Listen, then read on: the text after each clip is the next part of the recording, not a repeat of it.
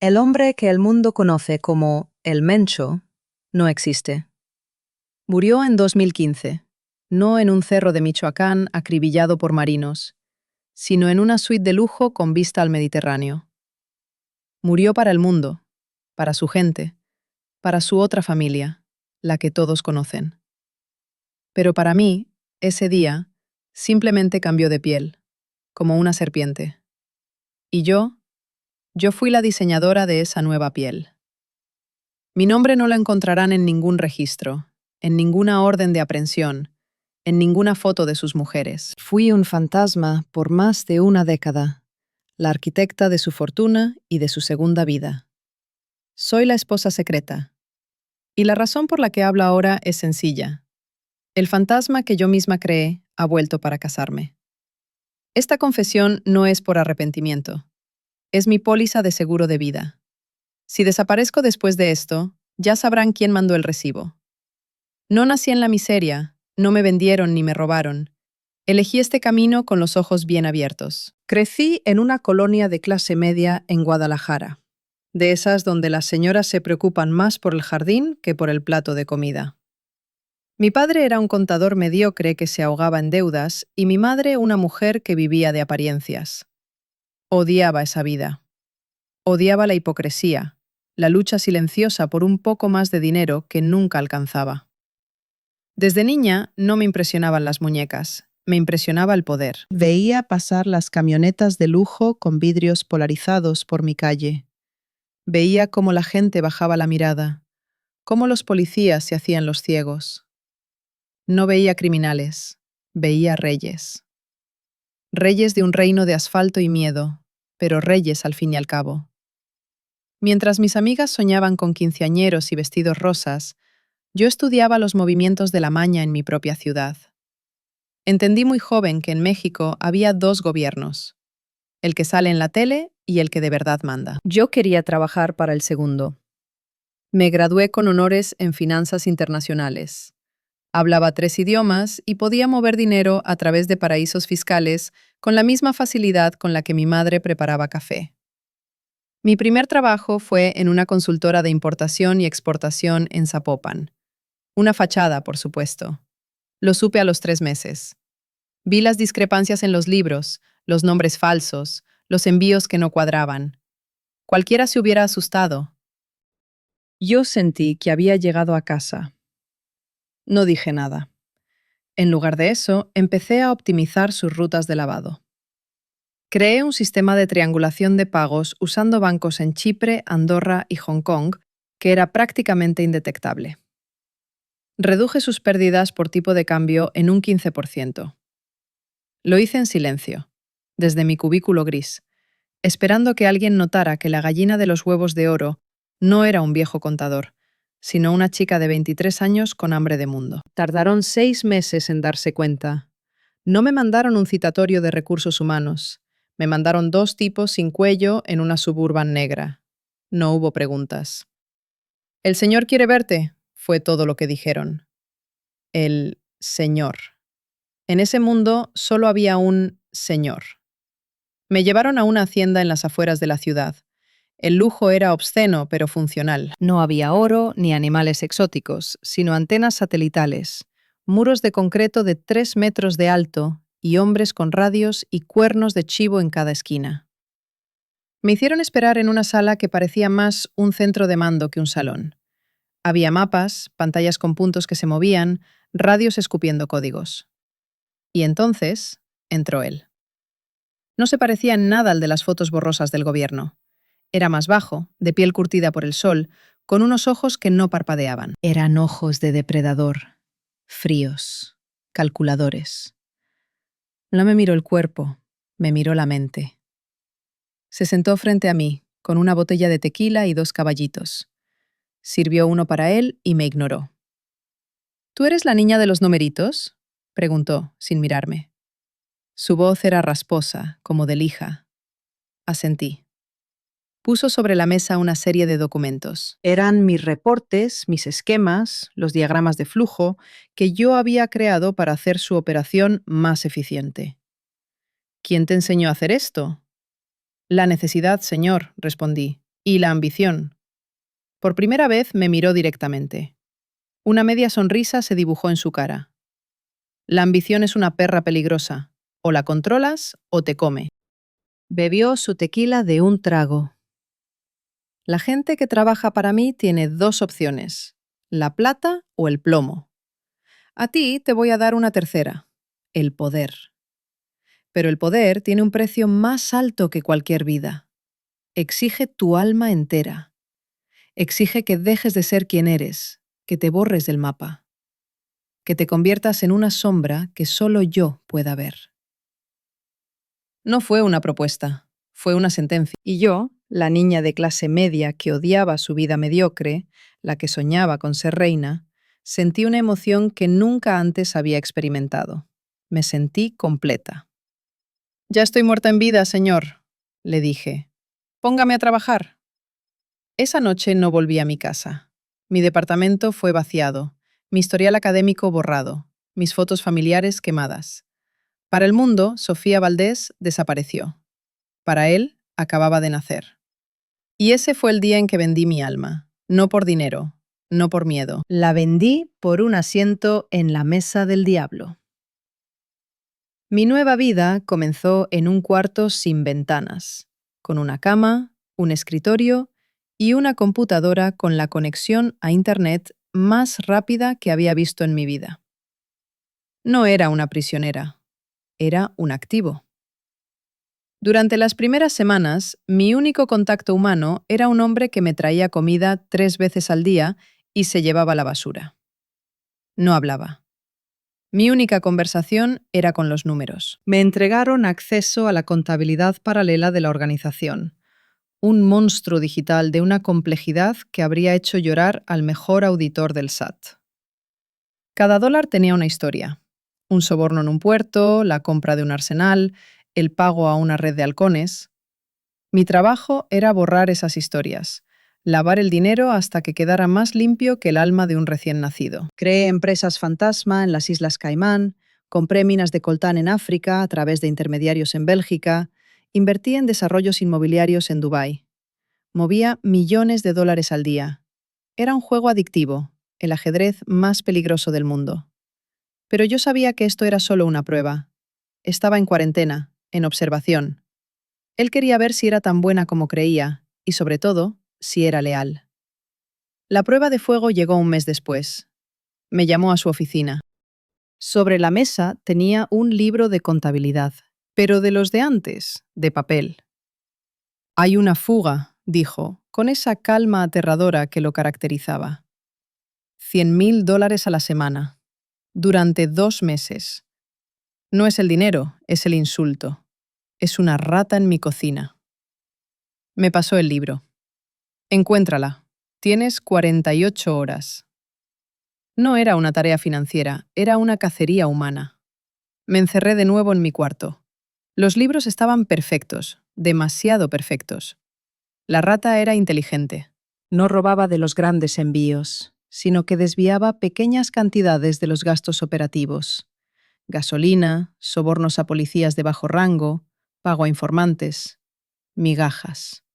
Pero las migajas sumaban una fortuna. Rastrear eso era como buscar una aguja en un pinar. Pero la rata cometió un error. Siempre lo cometen. Usaba el mismo patrón de fechas para los desvíos, coincidiendo con los días de pago de la nómina de la Policía Estatal en Jalisco. Era alguien de adentro, con acceso a los libros y a los contactos del gobierno. Crucé los registros de pago con los registros de acceso al sistema, y ahí estaba. Un solo nombre. El licenciado. Era uno de sus hombres de más confianza, el encargado de las relaciones con el gobierno. El tipo que negociaba la protección. Llevaba 10 años con él. Le llevé el nombre y las pruebas. No miró los papeles. Me miró a mí. ¿Estás segura?, preguntó. La duda es un lujo que no se puede permitir, señor, respondí. Asintió lentamente. Esta noche no duermas en tu cuarto. Duermes aquí, en el sofá. Fue una orden. Esa noche, el silencio de la hacienda fue reemplazado por un movimiento constante. Vi por la ventana cómo llegaban camionetas sin placas. Vi a hombres encapuchados bajar con armas largas. El aire se llenó de una electricidad mortal. Al amanecer me despertó. Vamos, dijo. Me llevó a la parte trasera de la propiedad, a una bodega de herramientas. Adentro, el licenciado estaba de rodillas, con la cara hinchada y ensangrentada. La cinta industrial le tapaba la boca. A su lado estaban su esposa y su hija adolescente, amarradas a unas sillas, llorando en silencio. El olor a miedo y a orina era insoportable. Él se paró frente al licenciado y le mostró las hojas de mis reportes.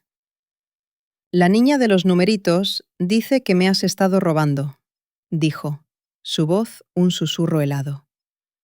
Y la niña nunca se equivoca. Se giró hacia mí. Dime qué debo hacer con él. Todo se detuvo. El mundo se encogió a esa bodega, a esos ojos suplicantes.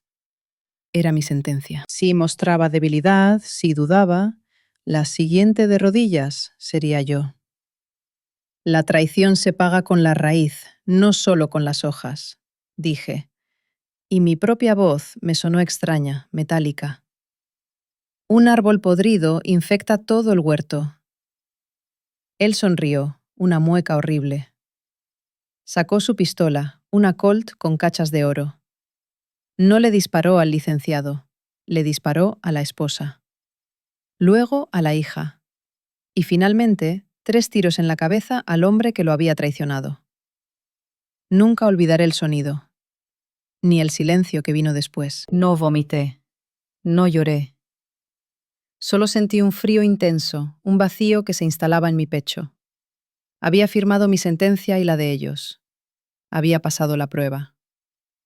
Esa tarde me llevaron a un penthouse en la zona más exclusiva de Guadalajara. Tenía una pared de cristal con vista a toda la ciudad. En la mesa de centro había una maleta. La abrí. Estaba llena de fajos de billetes de $100. «Tu primer bono», me dijo por teléfono. «Gástatelo. Cómprate una cara nueva, una vida nueva. Ya no eres una empleada, eres una inversión». Y lo hice. El dinero era un bálsamo. Compraba ropa de diseñador que costaba más que el coche de mi padre. Comía en restaurantes donde un plato valía el salario de un mes de mi madre. Pagué a los mejores cirujanos plásticos para que me hicieran retoques sutiles, afilando mis facciones, cambiando el color de mi pelo, mi estilo. Me convertí en otra persona. Una mujer elegante, sofisticada, que nadie asociaría con la violencia que había presenciado. El poder era aún más adictivo que el dinero. Empecé a sentarme en sus reuniones. Al principio en silencio, solo tomando notas. Luego empecé a dar mi opinión. Cuestioné sus rutas de trasiego. Propuse nuevas formas de blanquear el dinero a través de la compra de equipos de fútbol de segunda división en Europa. Él me escuchaba. Delante de sus lugartenientes, hombres que habían matado a docenas, me daba la razón. «Escuchen a la contadora», les decía. Me gané su respeto, no a punta de pistola, sino con mi cerebro. Me convertí en su arma secreta, su asesora, su sombra. La relación se volvió más íntima, más peligrosa. Ya no dormía en el sofá. Me convertí en la reina de su reino secreto, la única que conocía la arquitectura completa de su imperio. Y mientras su otra familia, la oficial, posaba para las fotos y sufría los embates del gobierno, yo, desde mi torre de cristal, movía los hilos, contando dinero manchado de una sangre que yo misma había ayudado a derramar. El penthouse no era un hogar, era una jaula de oro. Desde mi ventana veía el amanecer sobre Guadalajara y sabía que, en ese mismo instante, en alguna casa de seguridad de la periferia, alguien estaba viendo su último amanecer. El horror se convirtió en rutina. Se volvió parte del balance general.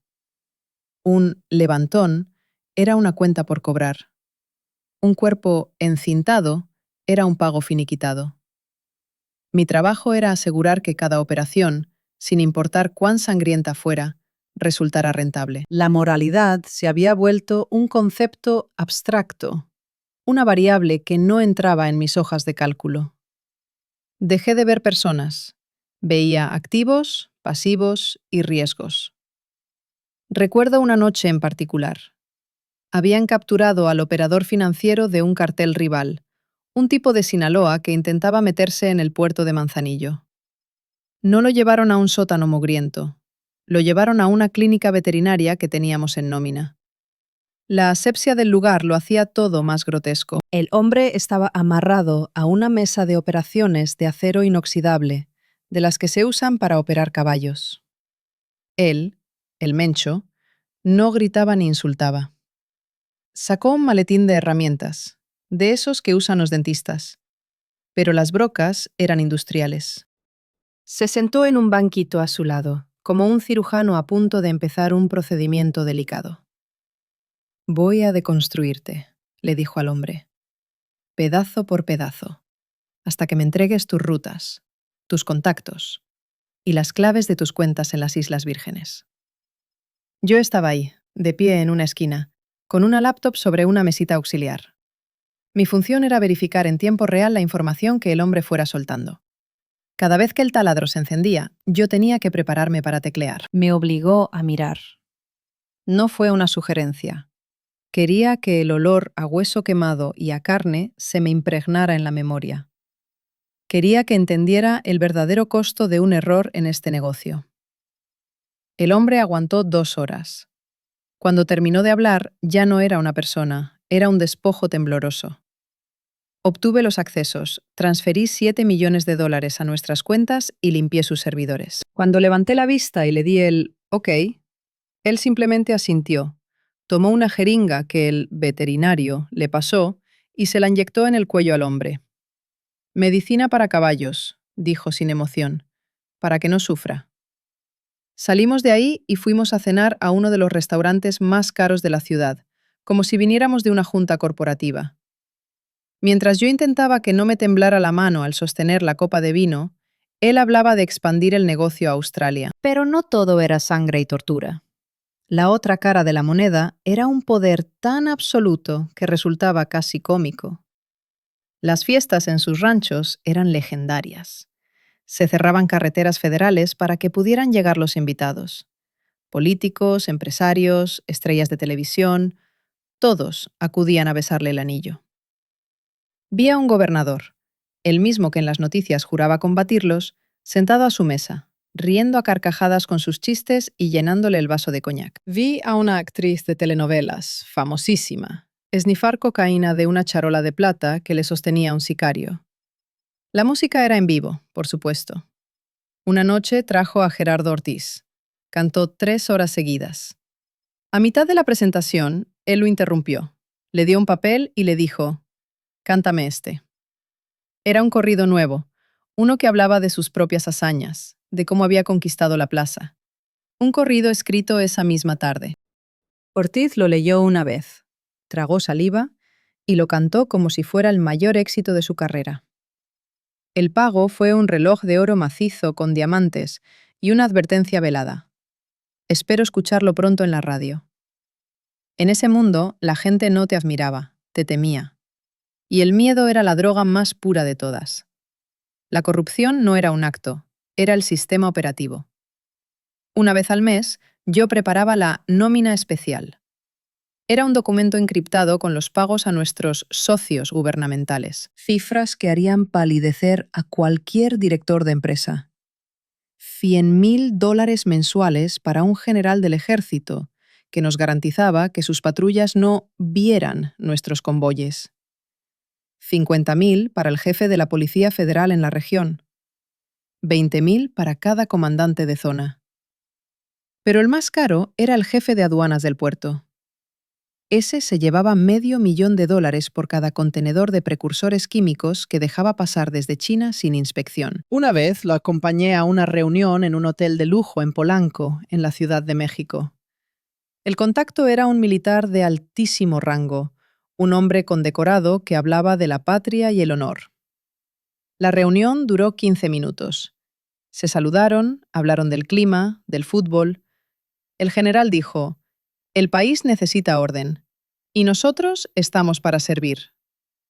Él le respondió: y nosotros para apoyar a los que sirven. Luego, yo le entregué al general un maletín que, supuestamente, contenía documentos importantes. El general ni siquiera lo abrió. Lo puso a sus pies, se tomó su café y se fue. Dentro había 2 millones de dólares en efectivo. Era así de simple, así de obsceno. Yo no era una criminal más. Yo era la tesorera de un gobierno en la sombra. Un gobierno que no necesitaba elecciones porque se financiaba con drogas y se sostenía con plomo. Empecé a sentirme intocable, una diosa moviendo las piezas de un tablero donde las vidas humanas eran los peones. El horror dejó de horrorizarme. Se convirtió en el precio de la entrada al paraíso. Y yo lo pagaba con gusto, cada maldito día. El poder absoluto corrompe absolutamente, pero también aísla. Cuanto más subía, más solo se quedaba. Su paranoia creció como un cáncer. Empezó a ver traidores en todas partes. Cambiaba sus números de teléfono cada semana. Rotaba a su círculo de seguridad constantemente, convencido de que alguien lo vendería a los gringos de la DEA por unos cuantos millones. Y yo, que era su confidente, su cerebro financiero, me convertí en el epicentro de esa paranoia. Dejó de tratarme como su socia y empezó a tratarme como su posesión más valiosa, y por lo tanto, la más peligrosa. Instaló cámaras en mi penthouse, no por seguridad, sino para vigilarme. Mis llamadas eran intervenidas, mis salidas monitoreadas. La jaula de oro se había vuelto una celda de máxima seguridad. Ya no me consultaba, me ordenaba. La admiración en sus ojos fue reemplazada por una sospecha fría y constante. El punto de quiebre, el momento en que todo se pudrió, llegó de la forma más estúpida posible. No fue por una operación fallida, ni por una traición de alto nivel. Fue por un error humano, un error mío. Estábamos organizando una triangulación masiva para comprar una flotilla de submarinos semisumergibles a un contacto en Colombia. Era una operación de 50 millones de dólares. El plan era complejo. El dinero salía de México como inversión en una empresa minera africana, pasaba por un banco en Dubái, luego a una sociedad de inversión en Luxemburgo y finalmente llegaba a una cuenta en Panamá. Era mi diseño, una obra de arte del lavado de dinero. Pero cometí un error. En la última transferencia, en el código SWIFT, un solo dígito estaba equivocado. Un 8 en lugar de un 3. Fue un error de dedo, producto del cansancio, de la presión. Pero en este mundo no hay margen de error. El dinero no llegó a Panamá. Quedó congelado en el sistema interbancario, levantando una bandera roja del tamaño de un estadio. 50 millones de dólares, evaporados en el limbo digital. Cuando se lo dije, por primera vez en todos los años que lo conocí, lo vi perder el control. No gritó. Fue peor. Se quedó en silencio, mirándome, y su rostro se transformó en una máscara de ira pura. El aire en la habitación se volvió pesado, irrespirable. «Arréglalo», dijo, con una voz tan baja que apenas era un susurro. «Tienes 24 horas. O el dinero aparece, o apareces tú en pedazos en una zanja». Por primera vez sentí miedo de él. No el miedo reverencial al poder, sino el miedo primal, animal, de una presa frente a su depredador. Moví cielo, mar y tierra. Llamé a mis contactos en la banca internacional, soborné a un ejecutivo en Luxemburgo con $500,000 de mi propio fondo de emergencia, falsifiqué documentos. Fue una carrera contra el reloj, una operación de cirugía digital a corazón abierto. Después de 22 horas de infierno, logré liberar el dinero y redirigirlo. La operación se salvó. Pero el daño ya estaba hecho. Le demostré que era falible. Le demostré que podía cometer un error que casi le cuesta una fortuna. Y en su mente paranoica, un error así no era un accidente, era una prueba. ¿Estaba intentando robarle? ¿Estaba trabajando para alguien más? La confianza, ese hilo delgado que nos unía, se rompió para siempre. Empezó a ponerme a prueba de formas crueles. Me enviaba a reuniones sin sentido solo para ver si hablaba con alguien que no debía. Me hacía preguntas capciosas sobre operaciones pasadas, buscando contradicciones en mis respuestas. Una noche me despertó a las 3 de la mañana. Me llevó a uno de sus ranchos. En medio de la sala había un hombre arrodillado. Era uno de mis asistentes, un joven contador que yo misma había reclutado. Dice que le ordenaste desviar fondos a una cuenta tuya en las Bahamas, me dijo él, apuntando al chico con su pistola. El chico temblaba, con los ojos llenos de terror. Era una mentira, una prueba de lealtad retorcida. Me dio la pistola. Demuéstrame que miente. El mundo se detuvo de nuevo. Miré al chico, un muchacho brillante que solo había seguido mis órdenes de ser eficiente y discreto. Y lo miré a él, a la bestia que yo había ayudado a crear. Si mataba al chico, confirmaba mi lealtad ciega, mi inhumanidad. Si no lo hacía, firmaba mi propia sentencia de muerte junto a la suya. No había salida. Levanté el arma, con la mano temblorosa. Apunté a la cabeza del chico. Él me suplicó con la mirada. Cerré los ojos y apreté el gatillo. El sonido fue ensordecedor. Cuando los abrí, él me había quitado el arma. Había accionado el seguro antes de dármela. Era una prueba. El chico se había orinado encima, sollozando. Él se rió. Una risa seca, sin alegría. «Buena perra», dijo, dándome una palmada en la mejilla como si fuera un animal. «Todavía sirves». En ese instante todo el lujo, todo el poder, todo el dinero se convirtió en cenizas. El sueño se había vuelto una pesadilla de la que no podía despertar. Ya no era su socia, era su esclava. Y supe que, tarde o temprano, mi utilidad llegaría a su fin. Tenía que buscar una salida, una póliza de seguro. Y la única que se me ocurrió fue una tan grande, tan audaz, que cambiaría el juego para siempre. La idea de su segunda vida, de su muerte fingida, nació esa misma noche, no como un plan para él, sino como mi única vía de escape. El plan nació del pánico, pero lo ejecuté con la frialdad de una cirujana. Si iba a escapar, no podía simplemente desaparecer. Él me encontraría. Tenía que darle algo que deseara más que mi cabeza en una pica. Una salida.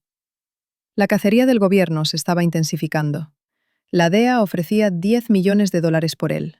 Los marinos peinaban la sierra. Vivía saltando de una casa de seguridad a otra. Estaba acorralado. Le presenté la idea no como una huida, sino como el movimiento estratégico definitivo. «El Mencho tiene que morir», le dije una noche. «Pero tú no. Tú te convertirás en otra persona. En un fantasma con miles de millones de dólares». Al principio se rió, pero la semilla de la idea germinó en su mente paranoica. Le mostré cómo podíamos hacerlo. Usando mis contactos, podíamos conseguir un pasaporte diplomático de un pequeño país africano. Podíamos crear una identidad completamente nueva, la de un empresario minero retirado llamado Ricardo Alvarado. Le preparé una cirugía plástica con el mejor doctor de Brasil, no para cambiarlo por completo, sino para envejecerlo 20 años, para hacerlo irreconocible. Y lo más importante, le mostré cómo podíamos desviar $200 millones, una pequeña fracción de su fortuna, a cuentas numeradas en Suiza a nombre de ese nuevo hombre. Era su jubilación dorada. El plan era perfecto. Escenificaríamos un enfrentamiento en la Sierra de Michoacán. Usaríamos el cuerpo de uno de sus dobles, un pobre diablo que se le parecía lo suficiente. Lo vestiríamos con su ropa, le pondríamos su reloj. Después del supuesto tiroteo, el cuerpo quedaría lo suficientemente dañado como para que la identificación fuera difícil, pero no imposible. El gobierno, desesperado por una victoria, se tragaría el anzuelo. Mientras el mundo celebraba la muerte del Mencho, Ricardo Alvarado estaría volando en un jet privado hacia Europa. Él aceptó. Fue su último gran acto de ego. Fingir su propia muerte era el engaño definitivo. Trabajamos durante 6 meses en secreto. Yo moví el dinero, coordiné la logística, creé su nueva vida digital. El día de la operación, todo salió según lo planeado. El tiroteo falso, el cuerpo calcinado, el comunicado de prensa del gobierno. El Mencho, el narcotraficante más buscado del mundo, estaba oficialmente muerto. Y yo, por primera vez en años, sentí que podía respirar. Tenía mi propia ruta de escape preparada. Un pasaporte diferente. Una cuenta separada con 20 millones de dólares. Mi boleto a la libertad. Pero subestimé su paranoia. Subestimé su necesidad de control. La noche antes de mi supuesta partida, 2 de sus hombres llegaron a mi apartamento. No hubo violencia, solo una orden. El señor Alvarado quiere que lo acompañes. Dice que la contadora es indispensable para sus nuevos negocios en Europa. Mi sangre se heló. No era una invitación. Mi plan de escape se había convertido en una cadena perpetua. Me llevaron a un jet en un aeropuerto clandestino. No me permitieron llevar nada. Cuando aterricé en un pequeño aeródromo en la costa de España, él me estaba esperando. No era el Mencho. Era Ricardo Alvarado, un hombre mayor, con el pelo teñido de gris, unas sutiles arrugas de más y una sonrisa tranquila. Pero los ojos eran los mismos, los ojos del depredador. «¿Creíste que podías dejarme, Sofía?», me dijo, mientras caminábamos hacia una villa impresionante con vista al mar. «Pero te necesito. Eres mi memoria. Eres la única que sabe dónde está enterrado cada cuerpo y cada dólar». Mi libertad era una ilusión. Había pasado de una jaula de oro en Guadalajara a una jaula de diamantes en Marbella. Y aquí estoy. Han pasado casi 10 años desde su muerte. Vivo en un lujo que la mayoría de la gente no puede ni imaginar. Pero soy una prisionera. No tengo pasaporte. No tengo teléfono propio. Salgo a la calle con 2 guardaespaldas que no están ahí para protegerme a mí, sino para vigilarme a mí. Él vive una vida tranquila. Juega al golf, asiste a subastas de arte, cena en restaurantes con estrellas Michelin. Nadie sabe que ese amable anciano mexicano es el monstruo que inundó el mundo de metanfetaminas. Pero la edad no lo ha ablandado. La bestia sigue ahí. Hace unos meses, uno de sus nuevos socios europeos intentó engañarlo. No mandó sicarios, simplemente hizo una llamada. El hombre, su esposa y sus 2 hijos desaparecieron durante un viaje en yate por el Adriático. Nunca encontraron los cuerpos. Hace unas semanas encontré en su escritorio un informe detallado sobre mí, mis hábitos, mis movimientos, mis contactos y una nota al final. Activo volátil. Evaluar terminación. Se ha vuelto a aburrir. La paranoia ha vuelto. Sabe que soy el único cabo suelto, la única que puede desenmascararlo. Por eso estoy haciendo esto. He sobornado a uno de mis guardias, el más joven, el más ambicioso. Le he pagado una fortuna para que saque esta grabación y la haga pública. Esta no es una confesión para buscar el perdón. No lo merezco.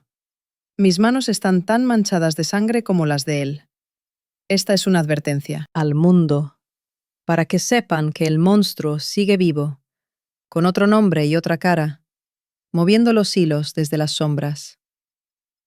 Y es una advertencia para él. Si desaparezco después de que esto salga a la luz, si me caigo por un acantilado o tengo un accidente de coche, todo el mundo sabrá que Ricardo Alvarado dio la orden. He dejado una copia de seguridad con todos los números de cuenta, las rutas, los nombres de políticos y empresarios que le sirven en Europa. Una bomba de tiempo digital que se activará si mi corazón deja de latir. Tal vez esto me compre algo de tiempo, o tal vez solo acelere mi final. No importa. Estoy cansada de ser un fantasma. La gente como nosotros no tiene finales felices. No nos jubilamos. Solo hay 2 salidas, la cárcel o la tumba. Y yo elegí una tercera, la infamia. Así que la próxima vez que vean en las noticias a un filántropo millonario, a un empresario de éxito, pregúntense de dónde salió su fortuna. Porque el diablo no siempre lleva cuernos y tridente. A veces lleva un traje de lino, juega al golf y vive en la casa de al lado. ¿Y yo? Yo fui la que le diseñé el disfraz.